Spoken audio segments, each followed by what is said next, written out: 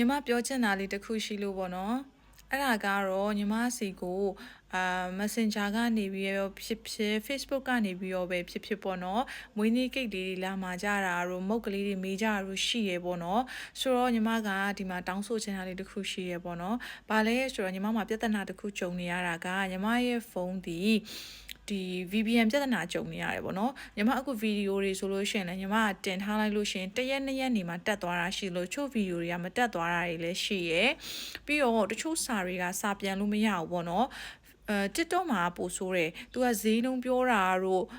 ဒီလိုမျိုးတချို့စကားလုံးတွေလေ तू တတ်မှတ်ထားတယ်ညီမတို့တောင်မှဘာမှမဖြစ်တဲ့စကားလုံးမျိုးတွေကိုသူကဘန်ဖြစ်ပြီးတော့နင်ကဒီ community standard နဲ့မညီဘူးဆိုပြီးတော့ပေါ့နော်သူကဖြက်ချတာတွေရှိတယ်ပေါ့နော်ဆိုတော့ TikTok မှာကလည်းစာပြန်ဖို့ရန်ခက်ခဲတယ်ပြီးတော့ညီမရဲ့ Facebook က personal ဒီ no ekuku account ပေါ့နော် no ekuku account ဆိုလို့ရှိရင်ကြတော့တချို့စာတွေကလေဟို messenger unavailable တို့အဲ့လိုမျိုးလေးတွေပေါ်တာတို့ခါကျရင်ဘယ်လိုမှစာပြန်ပေးလို့မရဘူးဖြစ်နေရပေါ့နော်ဆိုတော့အကယ်၍အဆင်ပြေမယ်ဆိုရင်တော့ပေါ့နော်ညီမရဲ့စီကုံမွေးနေ့ကိန်းနဲ့ပတ်သက်တာတော့မုတ်တို့နဲ့ပတ်သက်ပြီးတော့မှားမယ်ဆိုရင်တော့ JS Bakery တောင်ကူဆိုတဲ့ page လေးမှာပဲမှားပေးဖို့ပေါ့နော်မြေတားမြတ်ရက်ခန့်ချင်တယ်အဲ့မှာဆိုရင်ညီမတို့ admin တွေက3ယောက်လောက်ရှိတယ်ဆိုပေါ့နော်ညီမလည်းရှိတယ်ဆိုတော့ညီမတို့ကြုံရင်ကြုံသလိုအလှည့်ကြပေါ့နော်အားတဲ့သူကဝင်ပြီးတော့စာပြန်ပေးနေတာဖြစ်တဲ့အတွက်ကြောင့်မလို့ပေါ့နော်အဆင်ပြေမယ်ဆိုလို့ရှိရင်